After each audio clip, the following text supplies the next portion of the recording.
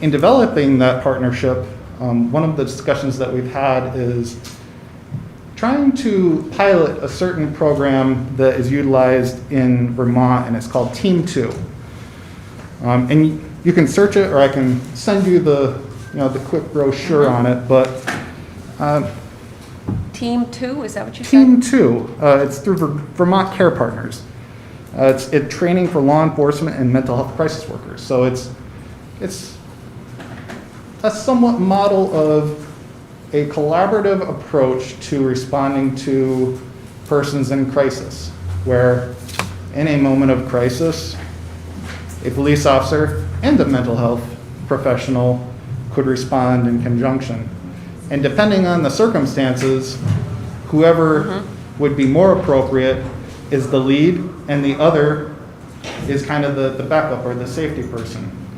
But there really takes a cross training there. So it's something that I feel very strongly about.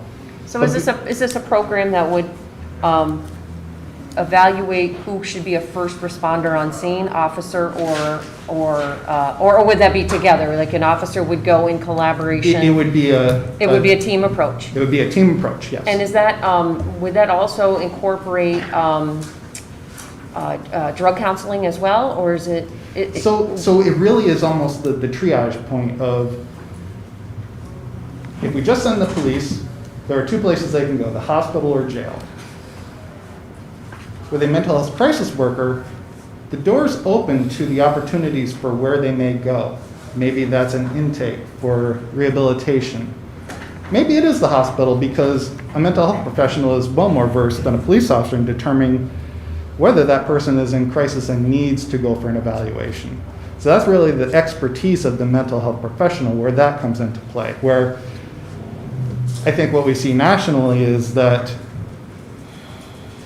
because you send the police, you get a certain outcome. But if you were able to send a different response, you might divert it to an area where it more appropriately would have an outcome, which is... I agree. So this is there is a model. It works very well. They're into year 6. It is something that we would potentially use drug asset seizure money to fund, because we can use specialty personnel with that funding. We just can't pay for police officers. So when you say drug asset seizure to fund what? If you're not going to pay the payroll, what would it fund? Training or? To fund the limited salary of a mental health professional to work as a direct peer support to a police officer in a trial program, to see the viability of such a program being a little bit more widespread. So it wouldn't be able to cover the whole salary, it would only be partial, like a partial contribution? Is that how that would work with the asset seizure money? So I don't think it would be a 40-hour-a-week position, but we would cover... Oh, I see, okay. Maybe it's 10 hours a week or 20 hours a week, but it would cover that. I see. Would that be like a contracted service where a person's on call?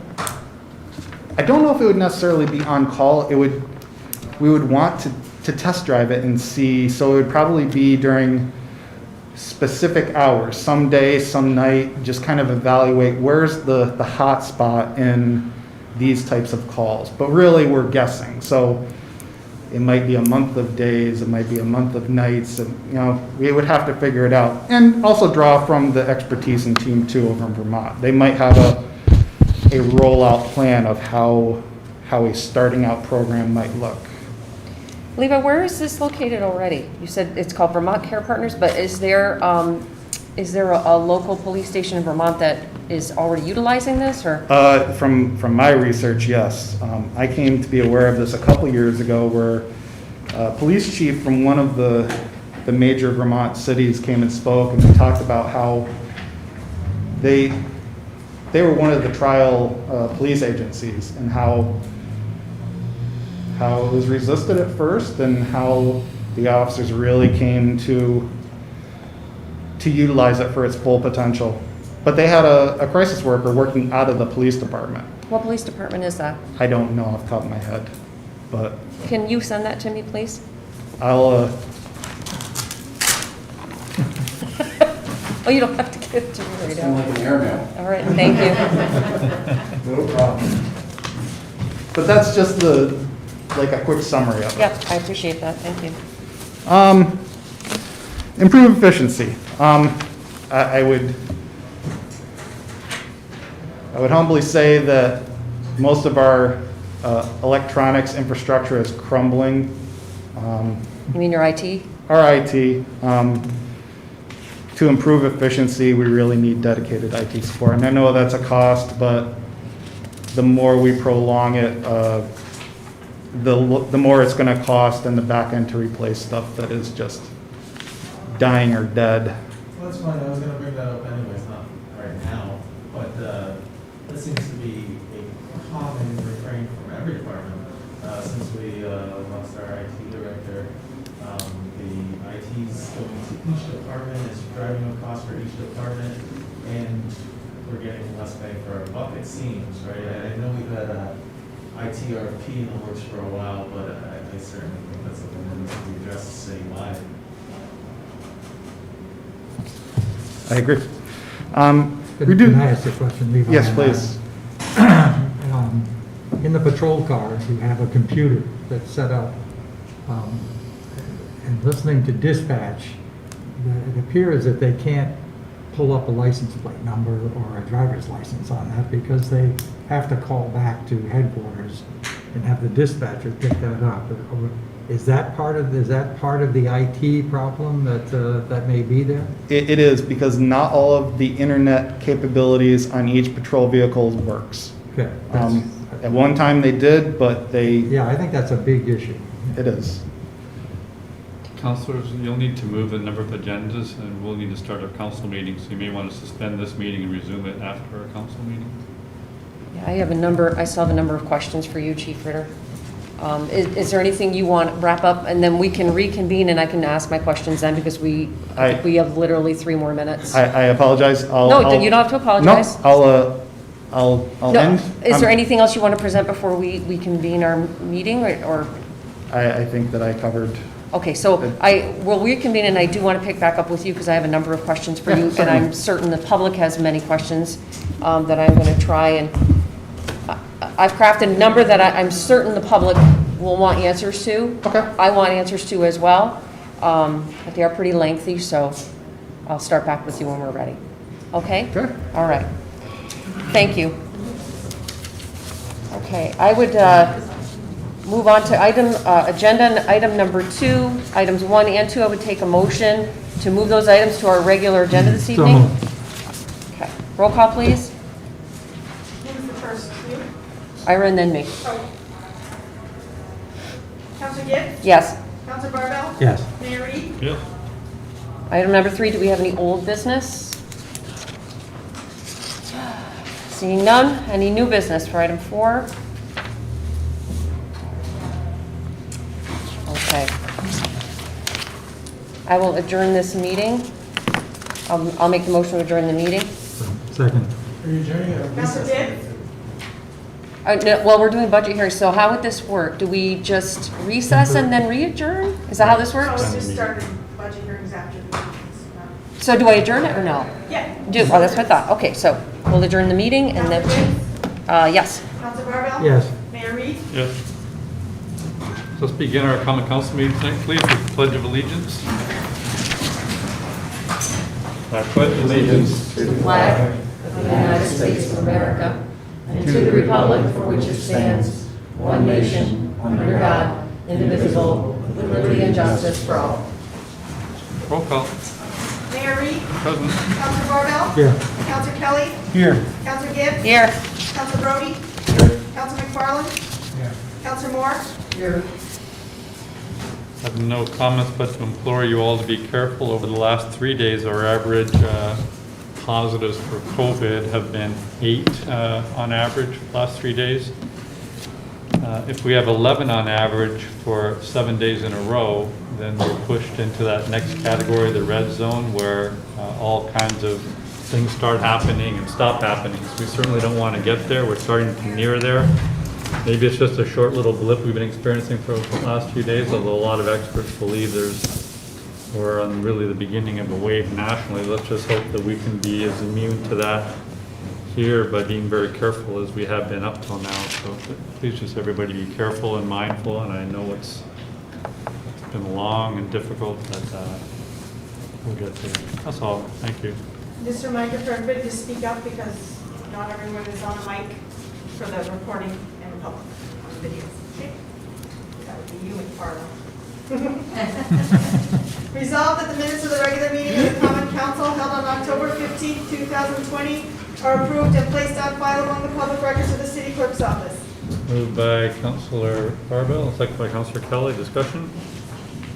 All in favor? Aye. Opposed? Passed. Resolved that the payrolls of the various departments of the city of Plattsburgh for the week ending October 21st, 2020 in the amount of $460,279.63 are authorized and allowed, and the mayor and the city clerk are hereby empowered and directed to sign warrants drawn on the city chamberlain for the payment thereof. Moved by Councillor Moore, second by Councillor Kelly. Discussion? All in favor? Aye. Opposed? Passed.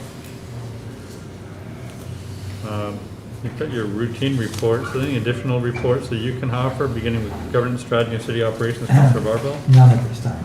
City infrastructure, Councillor Moore. Nothing, well, I am looking into something that has some questions about the water billing and that as we speak.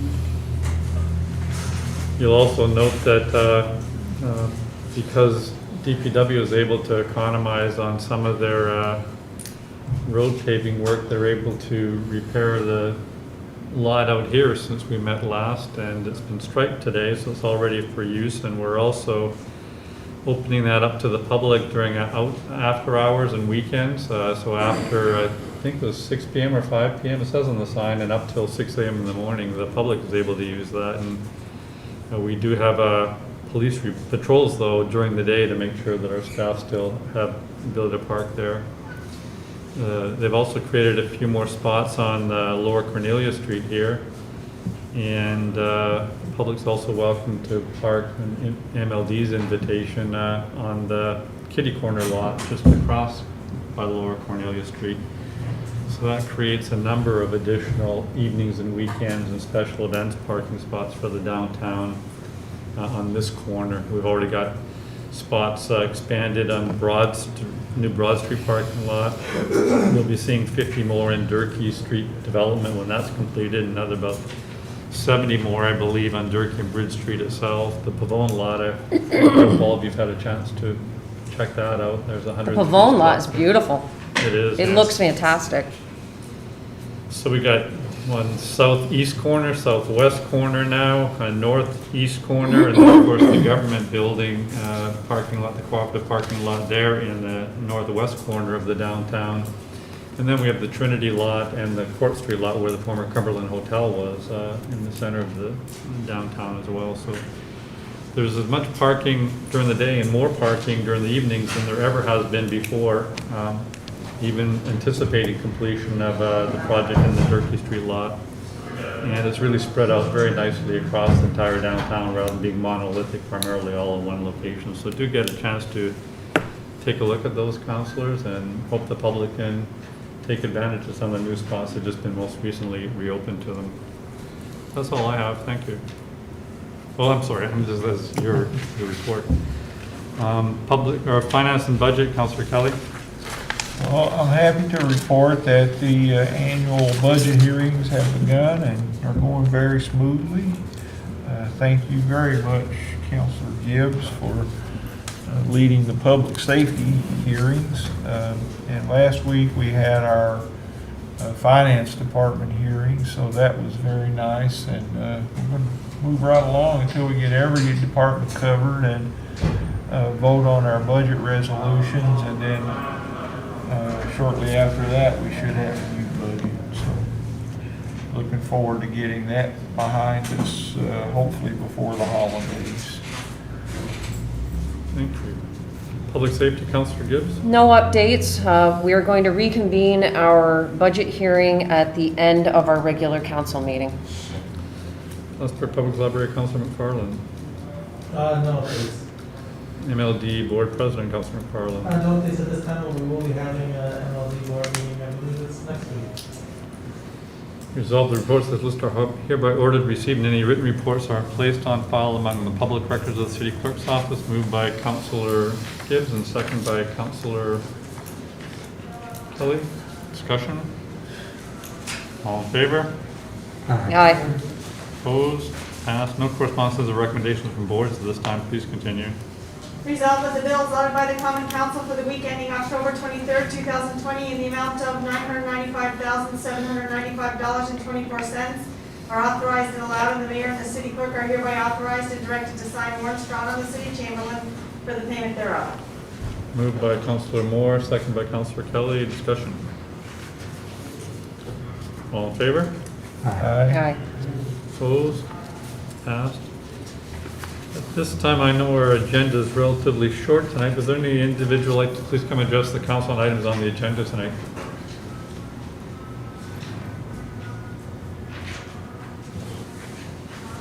Seeing none, please proceed.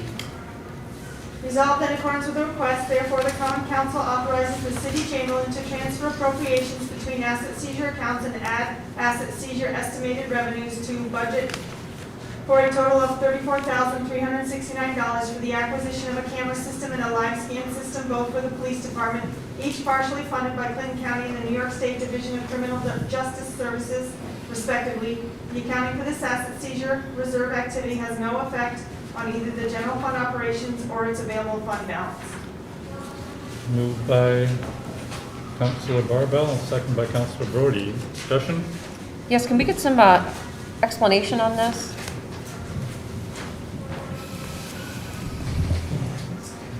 Pertaining to the acquisition of a camera system. Yeah, yeah. What is the camera system and what the license system?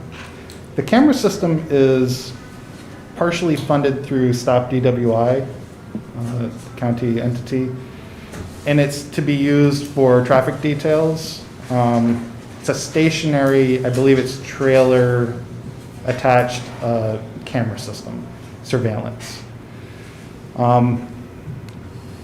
The reason why we wanted to go this route was because one of the things that we've heard over the course of the last year or two with vandalism happening down at the base of the monument, the new farmers market location, just various spots around the city where citizens frequently complain about illegal activity. These would be camera systems that could be placed remotely without having to hardwire install a camera system. So this camera system would be dedicated specifically for traffic enforcement, but really what we're trying to do is test drive it to see if it's a viable camera system for other investigative activities that are driven by criminal activity in remote locations. So is this one camera or is This is one, yes. And so I'm a little confused at how it's being paid. I see appropriations between asset seizure accounts and add asset seizure estimated revenues. What does that mean? It's all coming out of the reserves, nothing affecting the general fund or council office. And how much is coming from Clinton County and DCJS? I have to go look, I didn't bring it with me, I sent this out like 2 or 3 weeks ago, so I don't have the details. Give me a second here. So is this essentially budget neutral? I It mean, doesn't affect the general it comes fund out of- At all, it's all spending through the reserve, through the asset seizure reserve. Revenues come into the reserve, spending is out of the reserve, doesn't affect the general fund at all. Thank you. And so this one camera, you said it wasn't hardwired. So this isn't like the one that's down in the set point that's constantly. And that's a completely different operation. That's a license plate reader camera. This is more of a surveillance camera. What does this mean, live scan system? Live scan system is the electronic fingerprinting module. It's how we capture fingerprints for every criminal arrestee. The one that we currently have is at the end of its life cycle. DCGS identified in stages different police departments that high volume users would get access to the grant money first. we being a high-volume user of our live scan system, we're in the first wave of the grant fundees. So we apply for the grant. It's just a procedure of getting through it. But so we're going to use the state standardized system. It's going to be the same one that the state police use. We've had problems with our current one for many years, and with a lack of IT support, it's getting very cumbersome to use. So this will be a newer model that will hopefully work better, but the live scan system is just the way we capture electronic fingerprints. Okay, so it's not related to the cameras? No, completely different. Okay, I was thinking it was like facial recognition. No. Chief, do you Yes. have any information about, $1,000 from the Department of Justice for the camera system, 3,600 for the live scan system. Yes. Those are coming into the SSC revenue. do you have any data on how effective the cameras are in capturing criminals, or not capturing, but detecting criminal activity? How often does a camera catch a crook, or catch a thief, or catch a vandal? Do you have any data on what they do? Not at my disposal right here. I can tell you anecdotally, surveillance cameras are a tremendous asset to investigations. We will conduct neighborhood canvases asking private citizens if they have surveillance systems on their homes, businesses downtown. I mean, this is how you work backwards through the progress of a criminal activity, is that you start at the end and you work backwards. Yeah. And that sometimes leads you to places where there are already camera systems or where there could potentially be. I can tell you the very last big event was the hate crime that was down in Trinity Park. We scoured the downtown area for surveillance cameras because we were trying to identify a suspect. That's a very serious reason to want to have surveillance video. So we asked private businesses, because the city maintained ones, you know, they're scarce. Right. So they're very valuable, but as far as any data, I can only give you anecdotal. Did the private surveillance from these businesses help locate the person who was responsible? Yes. They did. They're tremendously valuable. And so the difference between this camera is it's remote, it doesn't need to be hardwired into the system. And that's the reason behind it, is that we can hook it up to a car or a hitch and bring it somewhere else. And I know that you've in the past asked if we could purchase such a camera system, and this was the nexus to get to where, you know, we'll go in partners with Stop DWI for a specific aspect, but we'll be able to gauge its effectiveness and how it would be utilized for criminal investigations. You know, to be really effective, you'd have to have a grid of cameras. You'd have to cover say if you wanted to improve safety downtown, you'd have to have a camera at every street corner at least. Why? Because one camera, you know, focused on one section of the city is not likely, I wouldn't think, to catch a great number of offenders. You know, there's no, I don't think there's a formula that says this is where the crime's going to happen, therefore let's put the camera here. It's more like crime can happen anywhere. Is that correct? So to be effective, you'd need dozens of cameras to detect crimes in action. In this particular application that I'm trying to illustrate is that there are citizens who live in remote areas. They have spoken here at the council expressing their concern over remote locations where people are conducting criminal activity. Right. But we have no way to know when. But if we had some sort of surveillance monitoring in these remote locations, instead of putting a police officer there 24 hours a day and waiting for it, you know, we're not talking about a bank of cameras in surveillance Big Brother. We're talking about complaint-driven things that would best be utilized by No, surveillance when the hearing activity that we resumes. could retroactively go back to and identify times where then we could deploy officers to actually catch the criminals. Is this system portable? Can it be moved from place to place? This is in fact portable. That would make it more valuable. So if you get complaints in one area. That's that the you can reason take the for- camera yes. there. For example, in my ward, there's a place that's sort of a well-known location for drug deals. And if you placed a camera there, you might stand a better chance of catching the drug dealers in action. Would you say that's true? I can't necessarily, I can say that I think the portability of these types of surveillance cameras will be generally very effective to aid criminal investigations. Well, I would hope that if this passes, that you would use this camera proactively in the areas where complaints are being made and move it around frequently. So that is Is that the plan? That is the general gist of what we're trying to gauge Okay. its effectiveness as a tool to be utilized specifically for stop DWI purposes and having the benefit of matching funds to an extent that if we were to purchase them outright, how many would we utilize and would they be effective? So we're getting a chance to test drive it to see if it's a viable thing, or maybe it's not. But, you know, it certainly looks like it is a viable thing, being a portable surveillance tool. Well, one final stupid question, Chief, and then I'll stop. How does a camera detect a DWI? That's, You said the purpose is to stop DWI. no,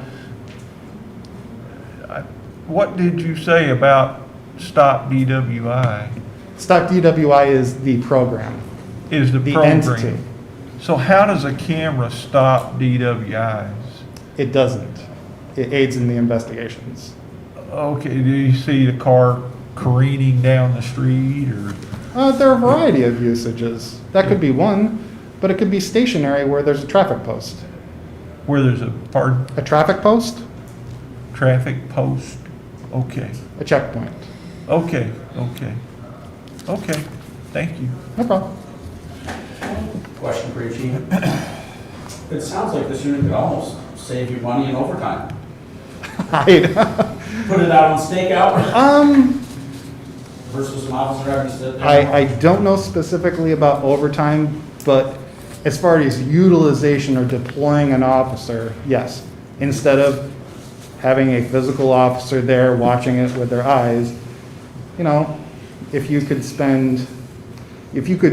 direct your resources more efficiently, you know, you could identify certain periods of time where you might deploy the officers. So better efficiency, yes. I don't know necessarily about overtime, but potentially.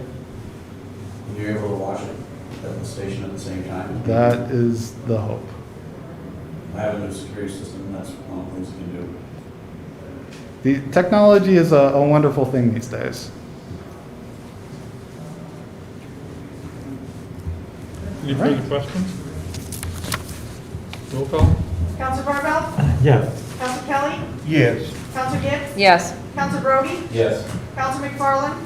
Yes. Counselor Moore? Yes, Resolved in accordance with the request, therefore the Common Council authorizes the mayor to sign an electrical fee agreement with Arcadis Environmental and Champlain Transportation Museum in a form approved by the Corporation Council. Moved by Councilor McFarland, second by Councilor Gibbs. Discussion?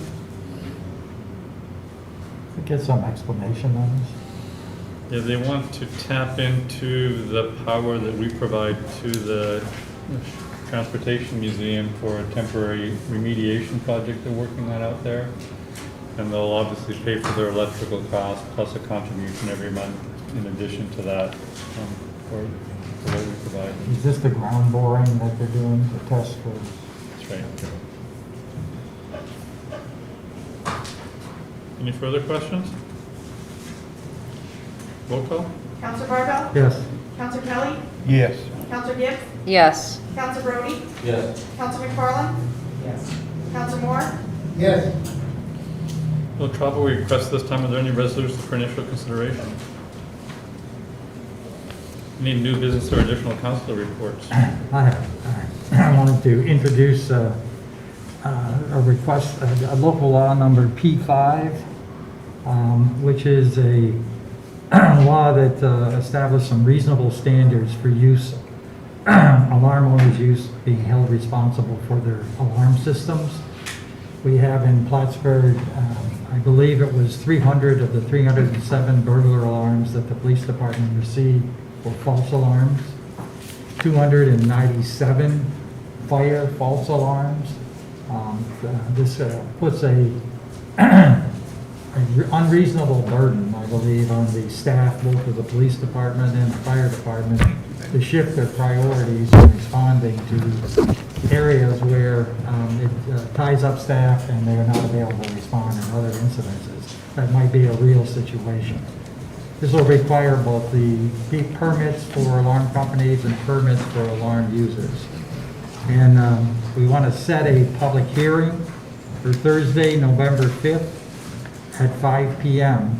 to have input from hopefully the alarm companies, alarm users, the chiefs of fire and police, and the building inspector. Thank you. Any other new business or council reports? Yeah, I have 3 things I wanted to bring up. Well, one is, Elizabeth mentioned the Untitled parking lot. It might behoove us, and I talked to the Pavone family about this. I'm wondering if we could possibly get a sign up that says somewhere along the lines of the Pavone Memorial parking lot, just sort of, everyone knows it's called that. Maybe everyone doesn't, everyone here probably does. But to sort of highlight it and to give the respect to Arnie, certainly the Pavone family came out and got all those petition signatures. So I think that might be a nice thing to do, so I'd request pursuing that. The second thing I wanted to bring up, Chief mentioned it, we talked a little bit about it earlier. One thing that I've noticed amongst multiple departments is IT. We no longer have an IT director. I'm constantly bringing up problems with my own email, although it's gotten better recently. But department heads, from what I'm hearing, especially when I speak to the library is considering going outside of the city and hiring their own IT because they think it might be cheaper. And I think it's maybe time to pursue bringing back an IT department and having that be done in-house. So when we start talking about the budget and any amendments to the budget, I think it would definitely be worth looking into that because that's certainly something that every department is feeling right now. And then lastly, I was wondering if we could get an update on that Skyward project or proposal. I just haven't heard anything about it recently. I'm wondering if I could get an update about where it is. Before we do that, Patrick, I'd like to comment on your suggestion for the Arnie Pavone parking lot. A while back, I donated $500 in the name of my father to a ship replica that was going to be built at the city beach. I think that $500 is somewhere in our funds. And I would like to donate that $500 to the sign for Arnie Pavone in his memory, since the ship was never completed. Good idea. I'd be down for donating some money too. As well. I don't think it would cost much more than $500, but I'd like to see that money used for something good like that. So. And with regard to the IT, you may want to join the committee. I think a couple of councils have been working pretty hard on putting that. As you know, we've got a managed services contract right now, and they're anticipating moving to another managed services contract. I'm not really sure exactly. I'm not part of that committee, but you may want to be part of that committee if you've got an interest in that.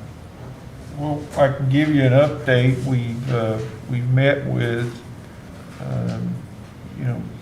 two of the service providers that we feel are best for the city, and we are in the process of reviewing references. We've just begun that process.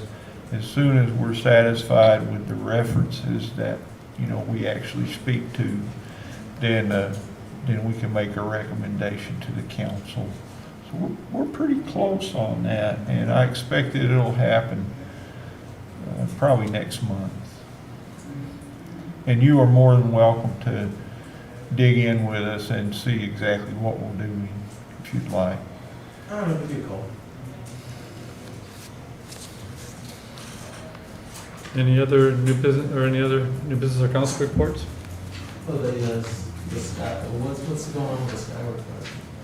I don't know if there's much going on the Skyward project right now. I think that the city's working hard enough just to try to get some stuff through the zoning and planning board with regard to the existing projects. We have formed the LDC. I think we reported on that last week, and they are gearing up to hire a director as soon as they can as well to take over those economic development projects.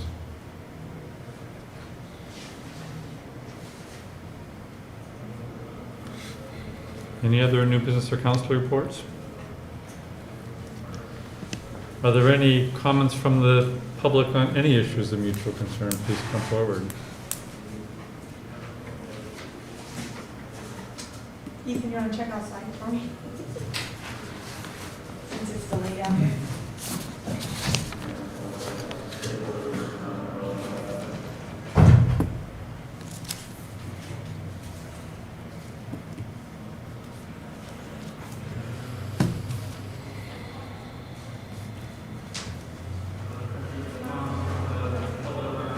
Okay. Then do I have a motion to adjourn? Oops. Then do you want to continue the budget sessions? before Right, we adjourn? yeah, it'll be her, Councilor Gibbs is continuing it. Please come forward. Good evening. My name is Bill LeBeau. I'm the union representative for the police department, Local 812. I'm the staff director. I'm a retired law enforcement from the Capital Region. What's been shown to us in the budget represents in payroll a 15.6% cut to the police department. It's my understanding right now that 3 dispatchers are on the chopping block, although at the beginning of it, it says it is job neutral, which I would question as to whether or not that they feel it's job neutral at this point. Overall, it's a 12% cut. Now, if you take 3 dispatchers out, I don't know how you get 15.6% out of there. It's my understanding that it's planned or projected that 2 to 4 people may retire, but it also says in the beginning of the budget that you're going to replace those. So if you cut this amount of money out of the budget right now and nobody retires, then what? You're setting the next administration up for failure. You're also shorting the community the public safety that they deserve. They can only provide so much on an austerity budget. Now you're cutting it even more. I go around, I represent 37 different locals. And in the budgets, when somebody is looking to retire, they don't cut that money out of the budget. That is money that they have extra that is saved, and especially if you're planning to rehire for them. I've also gone some places where they talk about defunding the police. Even places where they're talking about defunding the police, it's not a 15.6% cut. I've seen them propose 10%. They may not be going through, but what is being proposed for the police department will seriously hinder the services that the proud men and women provide. With an election 2 weeks away, I ask why. You also say that the finances are doing well in the beginning of that, yet that's a huge cut that is being proposed. We sent a letter on behalf of the members to all the council members today. I seriously hope you read that and reconsider. Our members are more than willing to sit down and talk to you at any time, discuss any problems, any concerns that you have. All right? They're members of this community. I'm not, I'm here speaking for them. Thank you for your time. Thank you. Any other individuals like to please come address the council? I'll check. Thank you. Anybody else? No, sir. Thank you very much. Seeing none, I'd motion to adjourn.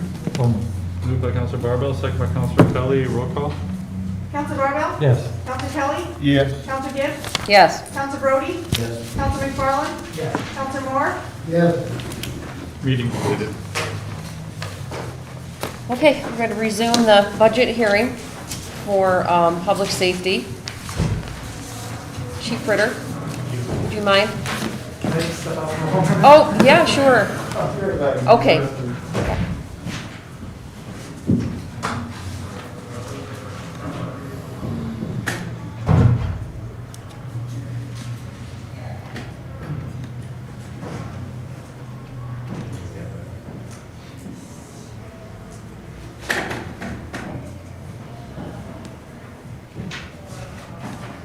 It's hot in here because of Gibbs. I'm sorry? I turned the heat down and said it's hot in here. Do you want me to turn?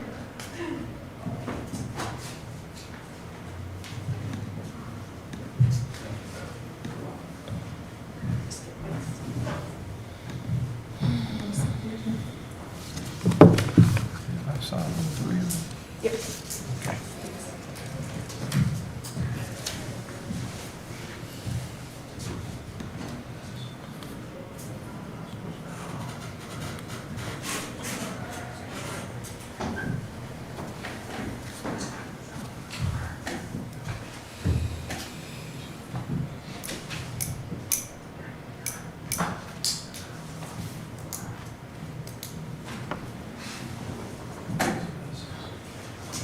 I'm freezing.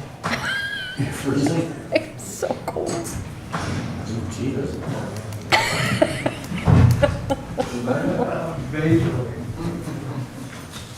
All right, sorry. It's fine. So I did have some questions for you Yes. on the heels of your budget presentation.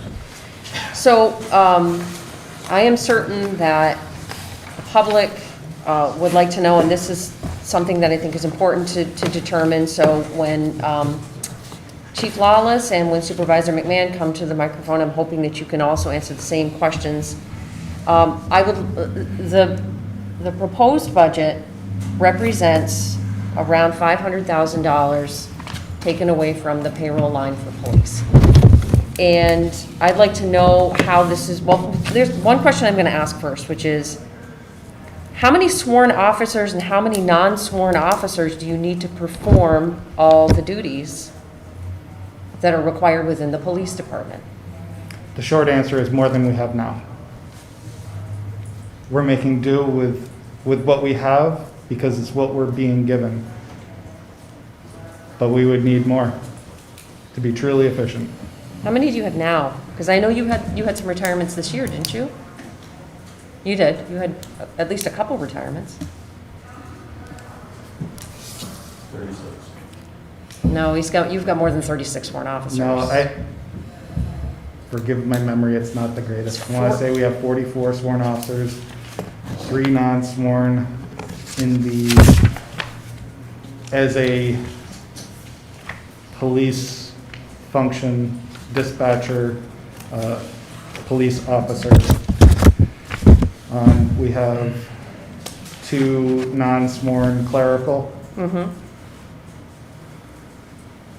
What do the 2 non-sworn clerical, what do they do? What are their job responsibilities? It would be better if I could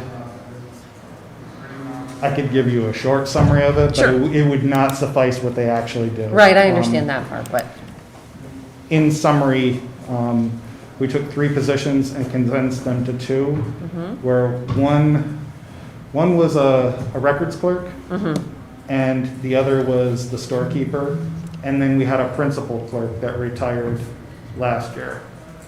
So we took the principal clerk's job duties and split them between the storekeeper and the records clerk. So they're doing their current jobs in addition to half of the principal clerk's job. So a records clerk is essential for the maintenance of records in a police department where we have to keep a lot of stuff. just the amount of time that she spends on fulfilling FOIL requests is a considerable amount of her day. It's something we have to provide to the public. We cannot deny them. But she also does a lot of other things. So she has somewhat of a financial component. She also has somewhat of a human resources component. She does what she can with respect to quick fix IT issues, even though it's sometimes not what, she's not a trained IT person, but, she's the person that, knows the quick fix.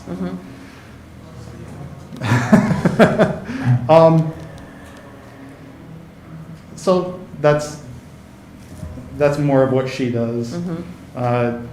The senior payroll account clerk, which is what the storekeeper became in conjunction. So we had to reclassify both of their jobs into different civil service positions. One became a senior records clerk and the other became a senior payroll account clerk, from a storekeeper to that and from a records clerk to that. And did not fill the principal clerk, which was Heather, if you ever met her.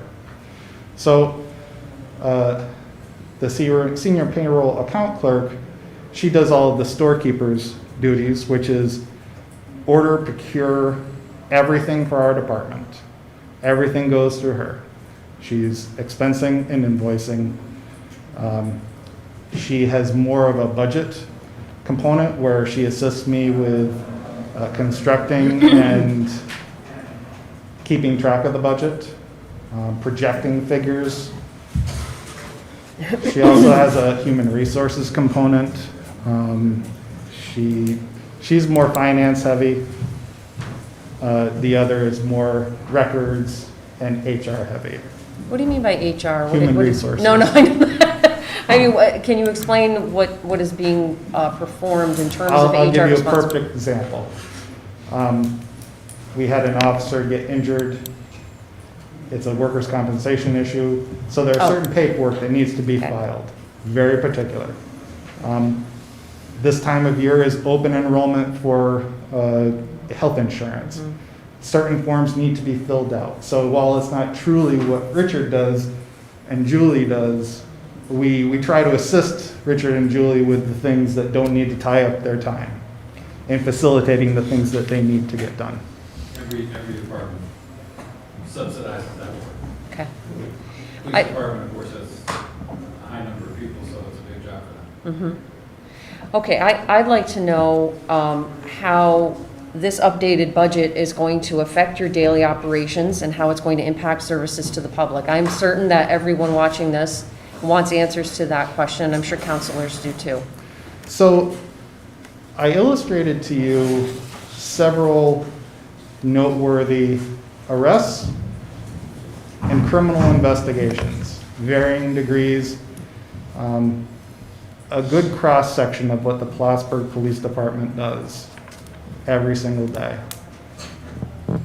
I could go on and on. I took up all of the time when, realistically, I'm keeping us all here because I'm trying to impart to you that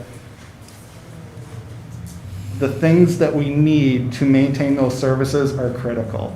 And that means properly funding it with officers to make sure that those arrests still get made, that those investigations are timely and prosecutable. Because I cannot look at the victims and say that this budget keeps up with those level of services. How though? That's what I guess. Yeah, I think the how needs to be answered. How? How? Yeah, so that's what Patrick just said, how. How what? Like, assuming the budget, I know this gentleman came up here and he said, he was calling the veracity of the budget, not, he was calling into question the veracity of the budget. We got 15%, there's no way to make up with that with, 3 dispatchers, and people that are retiring are being replaced.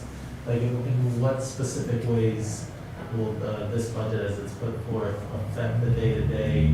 Like, how does that come about? I know you jump to the conclusion essentially saying that we won't be able to keep up with investigations, we won't be able to keep up with stuff. Okay, so if we're looking at a pie, knowing that everything that we currently do is full of that, that's us.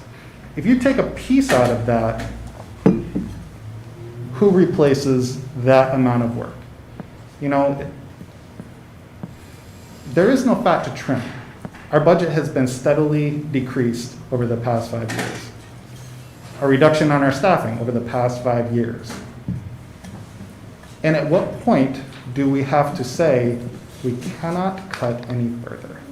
And that's the question that I have, and try to ask myself is, at what point do we hit the breaking point? And so,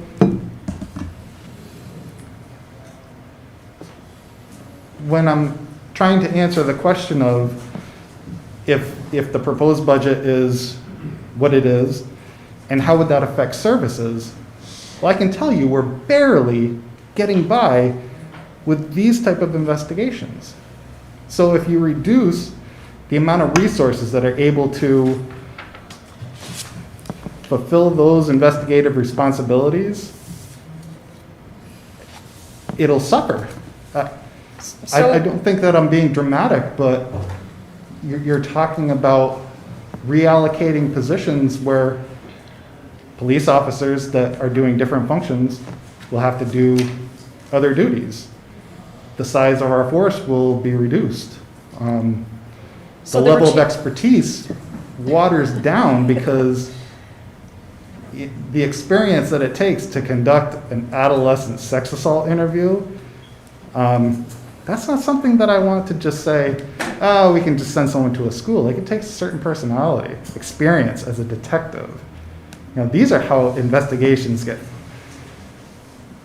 are able to be prosecuted, the people that truly need to be prosecuted.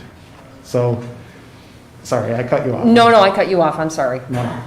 So I'm thinking about, well, this is the question I wanted to ask you now. Are there changes in the way that you're supposed to be handling evidence, maintaining evidence? There was changes in the discovery law, wasn't there?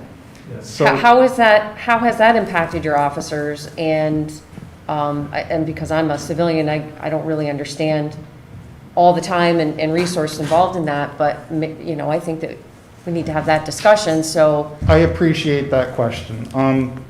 Sometimes it gets lost on me that this is part of my daily everything, and I just take it for granted that this is just how we have to conduct business, and it's not something that is widely known. So I appreciate that question. So this year,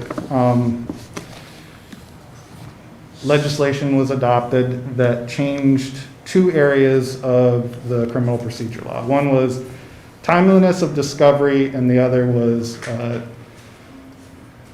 the elimination of cash bail pre-arraignment, and in a lot of cases, post-arraignment. The discovery portion is really the part that has affected our department the most.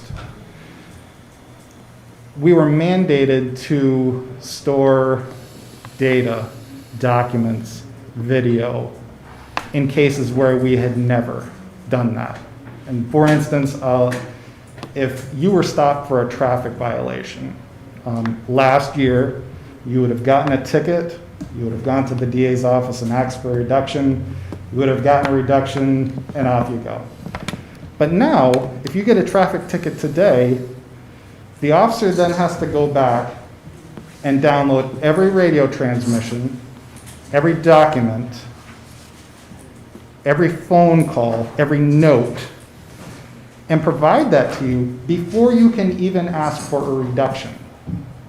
So it kind of handcuffs the way that the normal ebb and flow of the criminal justice system worked. So you can't even get along with your business until the officer prepares all that, serves you with a document saying, I have served you with all this discoverable evidence that you can present at any trial. And then what's lost is then you have to do the same thing to the officer. Or else. What do you mean? What do you mean? I don't understand what you mean by It's that. reciprocal. Oh, okay. This doesn't get spoken about, but that's also the case.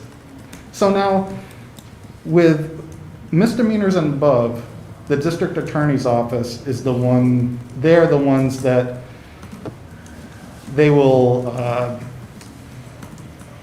present the document that lets the defendant know that here are the discoverable documents. The officer still has to prepare those and supply them to the DA's office. But in the case of violations and traffic infractions, traffic tickets, or like an open container ticket or a public urination ticket, the officer is the prosecutor, and they have to do all of that work. So now what became just a very mediocre, in many cases, but not all, encounter is now you're talking at least an hour's worth of work on the back end of every interaction where a ticket, either a traffic ticket or a violation ticket, is issued. In case of misdemeanors and felonies, now you're talking about so much more. Yeah, I'll give you a case of if you're talking about interagency. So frequently we'll work with other agencies. Something as simple as stopping a car for an aggravated unlicensed operation ticket. It's a misdemeanor. Driving with a suspended license. Because it's a misdemeanor, it goes to the DA's office. But now, if a police officer stopped to assist me, because maybe I needed another hand, all of their information is discoverable too, and they need to supply it to me that I need to supply to the defendant. And imagine having to ask an officer of another agency, hey, I need all of your radio transmissions, all your notes, and all of your phone conversations to and from your dispatch, or any other officer pertaining to this specific ticket. Chief, with an 803, do you need to go get the stuff from Albany that proves that their license was suspended with the DMV? So it would be able to have access to it on the internet. But that would also be supplied as discoverable document.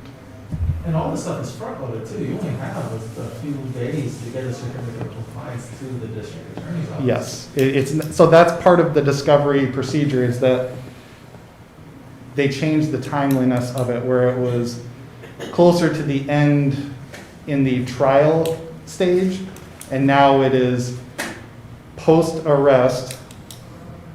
It's a certain amount of days, so it's front-loaded, like you said. Whereas in the past, it was back-loaded to where everything could be negotiated, and we could negotiate a plea without having to provide discoverable documents. And there was always a gentleman's agreement between attorneys that,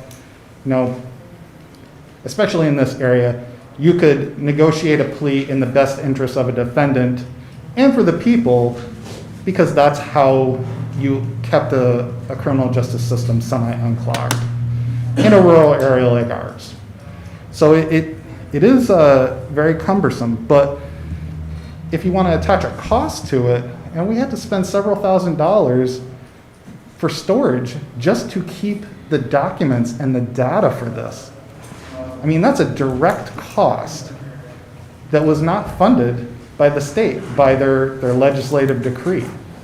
So we have a time burden and you have a financial burden for something that, again, I don't know if it's applicable statewide. In certain areas, this is a problem, but I don't know as if in Clinton County it's a problem. So that's a very large burden on our officers' time that didn't exist last year. Chief, do they have to get discovery, if a felony that's prosecuted in the initial instance in a felony complaint, they now have to get discovery before there's an indictment, do they? So what will be done in certain circumstances, they will move the indictment because you can bypass, you extend out the time that discovery, the certificate of compliance is required, versus the felony complaint arrest, that starts the clock. So in certain cases, it's moving more to a grand jury process because you can conduct the investigation, you can have, somewhat conversations, and then you can indict, and then you're a little bit more prepared, because really we're talking about having the best evidence available and to be able to be presented. Or in cases where there is not, and it's not a worthy arrest, you know, you can build it that way instead of having to be restricted by the timeliness of this. Yeah, because before the beginning of this year, if there was a felony complaint, the defense attorney couldn't even ask for discovery until there was an indictment, and then they have more than 30 days usually to get that back. But now, if there's a felony complaint, the discovery rules start right away, and if you decide to indict a case instead of going forward with a felony complaint, then you're front-loading what? Testimony time in front of a grand jury, at least one officer, probably dealing with preparing CIs and stuff like that too. Right. So here's another component that, as you talk, I jogged my memory.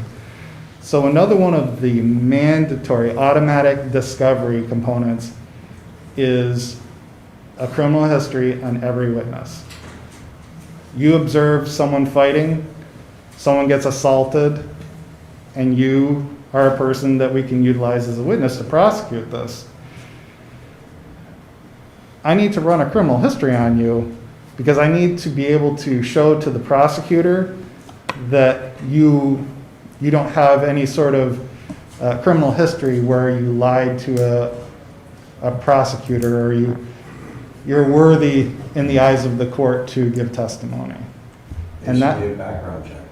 essentially, but it's to be able to provide to the defense anything that would tend to exonerate the defendant. That's the reason for it. So you would know up front that, okay, this person has made a false report to the police because, you know, they made a false report to the police. You know, you would not be able to be utilized, and we would know up front that we couldn't use that person. But what that does is it turns off people because, you know, you have to tell them that. Like, you know, people don't want to testify as it is, but it makes prosecuting cases that much more difficult because the reluctance of victims or witnesses to testify because they have to supply this information. They're kind of being violated, their privacy. It's very difficult. So it takes a lot of skills to be able to make sure that things roll smoothly. Okay. I have a couple of simple questions. I'm more of a before and after person. And I thought I heard you say reduction in staff, like you've been cut to the bone. Prior police chiefs, how many captains did they have? One captain. One captain. How many do you have? I have a part-time captain. Part-time? Half-time? How many lieutenants did you have? Or the police chiefs before you had? Sometimes 3, sometimes 2. How many do you have? I have 0. None? None. No lieutenants? No lieutenants. Half-time captain? Correct. How many sergeants did they have before you? Sometimes we had 5 and sometimes 4. And how many do you have now? We have 4. And patrol officers before you? I'd have to look at that figure. In years past, we've had, our police force has been, you know, I mean, I'm sure in my myriad of paperwork. I know, it was something that- 50s, you know, and every year we have incrementally shrunk your budget. That's definitely What true. about forensic? That's important these days, isn't it? So that's actually, there was a period of time, just up until probably 2016, where there were 2 detectives assigned solely for the forensics or. That's pretty detailed, these days, DNA and stuff, right? Yes. And even more so with the discovery requirements that we have now and the retention of sexual assault kits. You know, that's another thing with sexual assault kits being having to retain them for an indefinite period of time. We had to buy a commercial cooler, a freezer, to be able to store these for evidence. But yes, there was a period of time where there were 2 assigned for just those duties, and now we just have 1. That's a 50% reduction. Correct. 50% reduction in, well, 100% reduction in lieutenants. Yes. And a 50 to 75% reduction in half-time captain. What about assistants? Do you have like department assistants as well, or anything like that? Like a clerical, beside your regular secretary of staff? So what we had, the principal clerk was essentially the assistant to the chief. Right. I mean, it's a hard enough job as it is, and having somebody that you can rely on to do things while you're attending to other things, you know, that's a vital position. So you lost 1/3 of that. Correct. Dispatchers. You have, how many before? We had 4 before. How many do you have now? We have 3. And how many are in your new budget? Your austere budget? You mean the mayor's budget? Then- Well, Well, I just found out recently there's 0. So let's continue with that, because that's kind of where I was trying to get with the how before. And I know you said that the results of this would be cutting more, but I'm like Steve, I'm a before and after. No, I get it. So if this budget goes through unamended, like how would it affect those numbers going forward, like next year?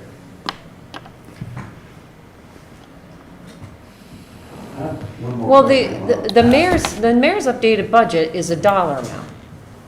It doesn't say on the payroll line, this person's employed, that's not what it No, says. that's what I'm Right. curious. I'll let Steve ask this question. My last question is, if you don't have your dispatchers, you're gonna have to take uniform officers from someplace and put them into the dispatching role. That's correct. Where do you think you're gonna get them from? What did you do during COVID-19? So during COVID, we took the specialized patrol functions and we assimilated them into the patrol force. What's the specialized? One is the community service officer and the other is the juvenile officer. That used to be a juvenile detective. The sheriff was actually the juvenile detective. So over time, this has become just a police officer instead of a detective. But it's essentially a specialized police officer that has the skills to investigate crimes that are done by juveniles. And over the last 2 years, the definition of juvenile has changed in New York State. So it used to be 16. We were one of the very last states to get on board with a juvenile being under 18 instead of under 16. So it changes how we are able to conduct investigations. Can we even talk to them without their parents around? You know, this is very simple things that one day I can talk to you because you're 16 and you're an adult in the eyes of New York. And the next day, you're now a minor, and I have to be very careful in how I ask questions. And so that's why we have a specialized officer that is up to date with all that stuff. By DCGS requires that we have a room that is dedicated solely for interviewing juveniles. And that's his office. Like, we can't bring a person under 18 into the patrol room or the booking room or my office. We can't. Because that's a It's law. a violation. It's a law, right? It is. Okay. So having an officer that has a skill set for this, has a room in our department dedicated solely for that function. You know, it's an essential position.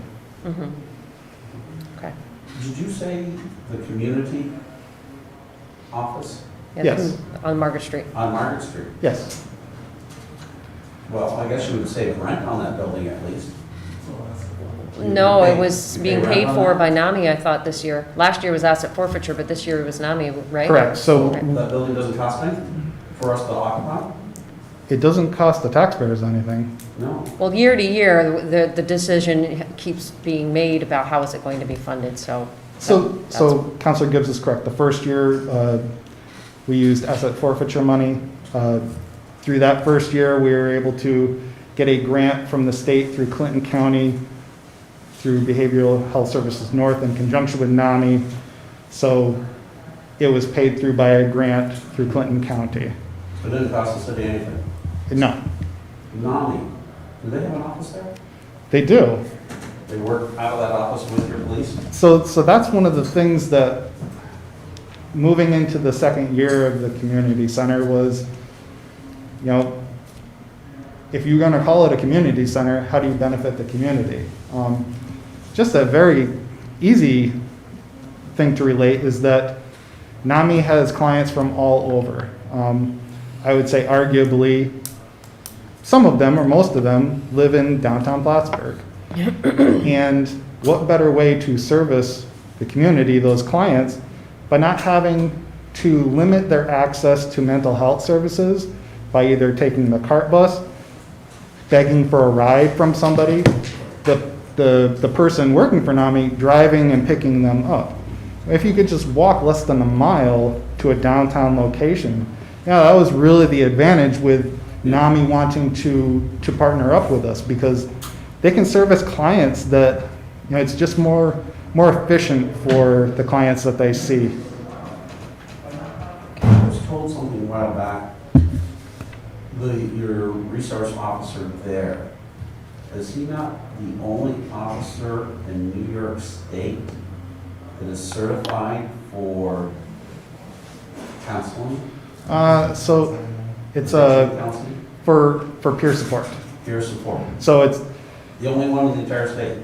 at the time, yes, I don't know if there are any others currently, but at the time that he went through this training, that was part of the requirements of the grant, was that when it was presented by the Director of Community Services, you know, you ask the state for something and they want to make sure that their dollars are being spent. So they said, you need to send this officer to peer support training, which is what someone who works at NAMI would go through. That's the requirements of their position. They have to be a certified peer support specialist. So they required that officer went through the same training that a person that worked at NAMI would. And he did, and that was to satisfy the requirements of the grant.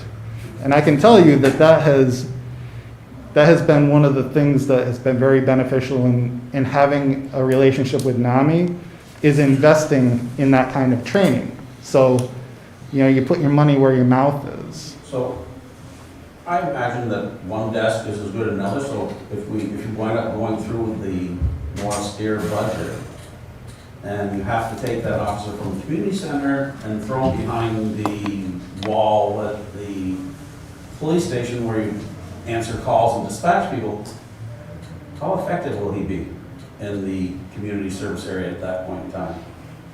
It'll dramatically change the role that he needs to perform. He would not be able to do those same functions. And those are important to the community. Well, I've heard over and over from the community that this is a service that they really rely on at this point and don't want it to go away. So that goes back to the how. If the budget goes through like it is, would there be no community police, what do we call it, station? Well, it would have to be, you would have to make the choices. I mean, So- that's what this is gonna come down to. So that's what it does come down to. You're going to is make the that- choices about what stays, what goes, who stays and who goes. And I would hope that would not, I would hope that's not the case. Under your first budget proposal, was that the case? No, it kept all of the positions that are currently at the police department into the next year. And did you save any money with that budget? I did, $143,000 is what you quoted. yes. I mean, how do you save that money with that? Maybe I missed that earlier. So, in that budget, we had people that retired. And that money would have just, you know, if you take the 2020 budget and you make it the 2021 budget, our captain retired, and he can only work 15 hours a week for civil service. Not very efficient, but you know what? I'll take what I can get. So he was making in the area of $90,000. You know, that shrinks to next to nothing. So that's a big chunk of it. 75,000. We had a sergeant retire at 20 years, $80,000 in the area. That's a huge chunk of it. We had two at least one patrol officer with like less than 5 years go to SUNY police. That person is not replaced. So we've had people leave in this calendar year that offer that figure as savings. But it keeps everybody that's here today intact for 2021. So the savings that would be through attrition. It's already been attrition, yeah. And so, but I'm hearing something similar about the current budget. But then they would be replaced by cadets.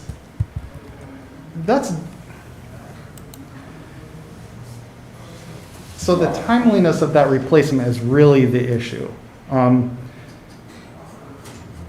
Because you can't just randomly You can't- spark up a cadet academy. It has to be approved by DCJS. It's got to be on a specific And we can't do it frequency. on our own, so we have to make sure that there are other agencies that are having the same cycle of replacements or new hires. Because then, you know, as I proposed for this academy, you know, we had interest from other departments where it pays for the salary of our training director. It was really essential to even hosting an academy, but we had gotten extra interest from places in Franklin County for peace officer training, which was something that we've never done before, but it was added revenue to keeping the police academy afloat. So yes, we can't do it alone. We would have to make sure that there are other agencies that are filling positions at the same time. Well, I think it's an important point of clarification. It isn't a matter of, let's say, for instance, you have an officer retire in January, we're going to just replace him with a cadet. We have somebody retire in March, we're going to replace him with a cadet. I mean, that's not the way this works. And You you're don't talking just- about at least a year before You don't just they're even replace, able to- replace. You have to create an academy. It's got to be approved by DCJS. It These things is- don't just happen. They only happen maybe once or twice a year, right? Am I correct? At most a year. Okay. Once a And year. So I don't want to turn anybody's conversation away, but it is after 6 o'clock. I know, I apologize. No, you don't have to apologize, but I think we have two other department heads that still need to testify. Do you guys have any other quick questions for Chief? Thank you, you've been very thorough. One final thing, Chief Ritter, I just want to reiterate, I did ask for that written strategic financial plan. I asked for it in March, asked for it last month. I expect that tonight. Thank you. I think you're being voluntold, Chief Lawless.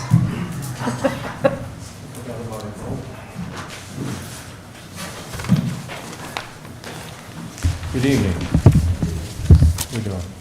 Very tired. So I'll go through exactly what Chief Ritter went through as far as questions. There's some that pertain to the department, some that don't. This year, what is noteworthy? I would have to say the most noteworthy thing that the fire department has done this year is worked collectively labor management. And with that, that's not something that we've done in the past. We've had a lot of angst. There's been a lot of issues that have happened before. We've overcome that. We've come together and we've worked on a lot of big projects, and I'll mention a few. First one was the MOA that we came up with the mayor. We sat down and we talked about it. They got a second ambulance in service. That we are going to start seeing the rewards to that soon with our recruit when he comes out of the academy. That also raised our manpower daily from 6 to 7, and that makes a large difference with safety. We've talked about it in small meetings as far as critical tasks that need to be done on multiple emergencies. It's not just a fire, it could be EMS, could be water rescue, confined space rescue. We've got fire, obviously. We've got multiple things, could be a car accident. Critical tasks need to be done in order to be safe. We came up with that. Then we get into the pandemic. Pandemic's something that I've never encountered, the level of EMS and what we had to do and the procedures and policies that had to come in place to protect our staff and to protect our residents. We have a high vulnerable population in the city of Plattsburgh with elderly. We have multiple high rises that hold elderly, and we have multiple nursing homes.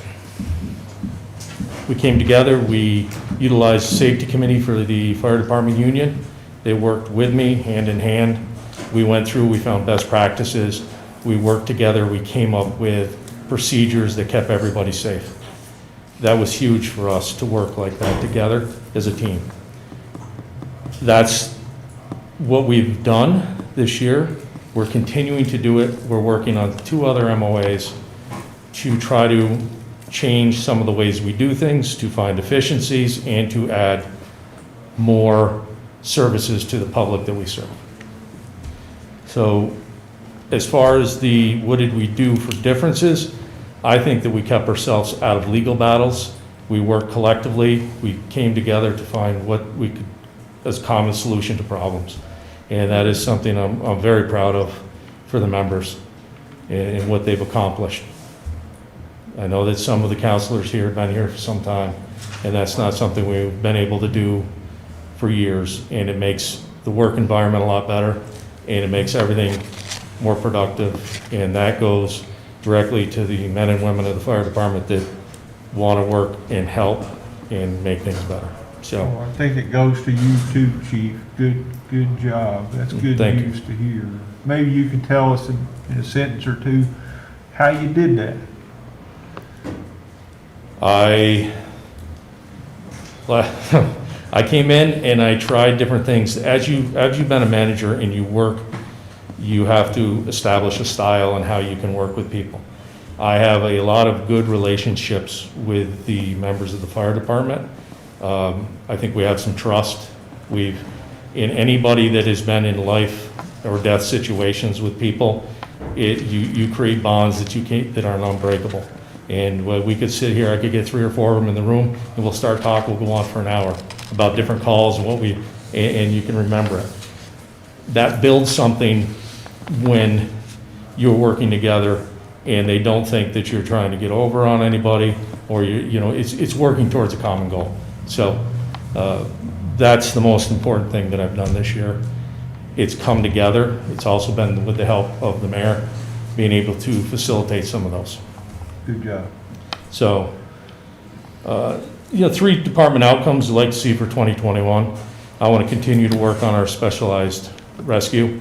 One of the things we got was a water rescue. We didn't have that before. So now that was all by donation and grants, and that was some of our guys coming together and reaching out and finding people. So that was all done through them.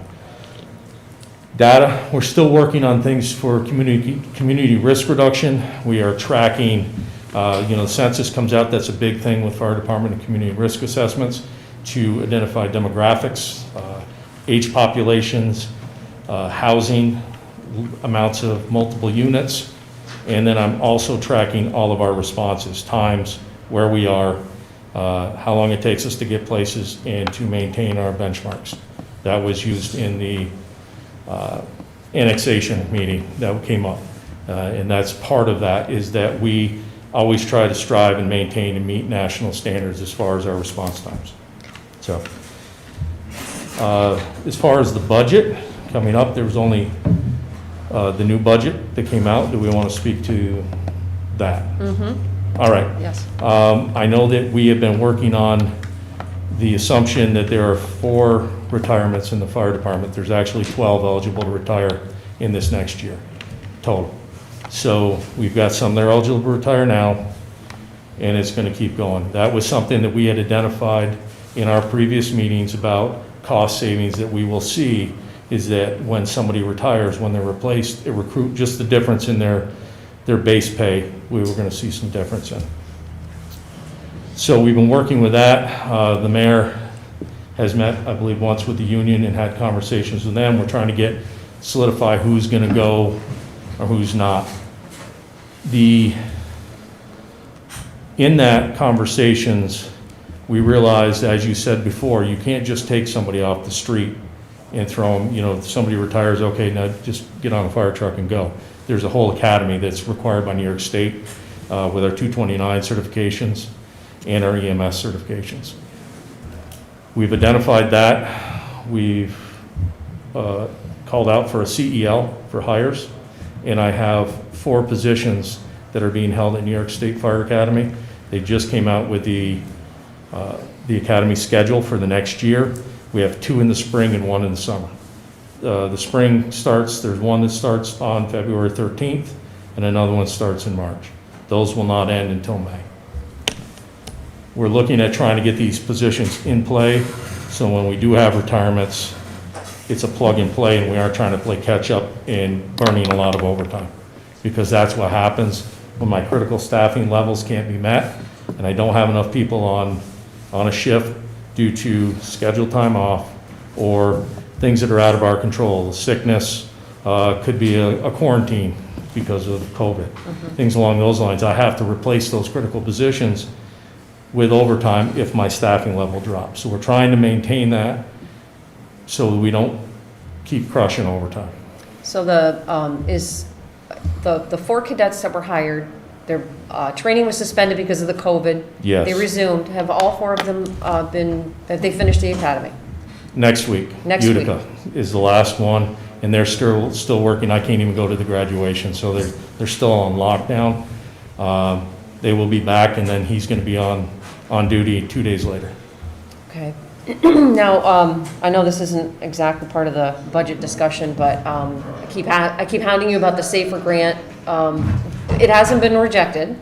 No, it has not. It hasn't been rejected. So I'm beginning to think that maybe we might be awarded. I don't want to jinx it. I don't either, but And I don't know, this is all new territory. The SAFER grant was always for new hires to raise your level of staffing, not to maintain it, but due to COVID, they've changed the regulations through FEMA. We applied for that. Like I said, we knew about it for maybe a week. And to try to do a grant narrative and get all your information in a week is daunting, but we got it done. Hopefully it works. If not, well, I'm going to keep applying with the council's permission, if they keep having that, to try to get that money coming, because it would offset all of our costs for 3 years. yeah. 100% first year, then it goes to 75%, I think, then No, this one was 100. This one was 100% for Yes. several years. They keep changing it, so But I'm. that's what was so unique about this Right. go around. Okay, Right. I just wanted to ask that question. I'm sorry. Right, so I have not heard anything, and I've checked it, I'm checking it twice a week now. The normal procedure is I get an email. So, that's what we're waiting on with that. Okay. So as far as the retirements and then having the new hires, we're working towards that. I would like to, the part of the issue that I see with some of the savings that is going in is that they're showing that all of these retirements happen on January 1st. That's not the case. The ones that I have identified, the first one will be March, end of February, beginning of March. Then you have the end of March. There's one that's going to be in April, and the next one is going to be in the summertime. So that salary has to be made up in there for those times, because we're going to have to pay that individual for the 6 months those aren't in. I'd like to go into a couple other things. I'm not sure. I just was looking at it today, trying to figure out how it goes.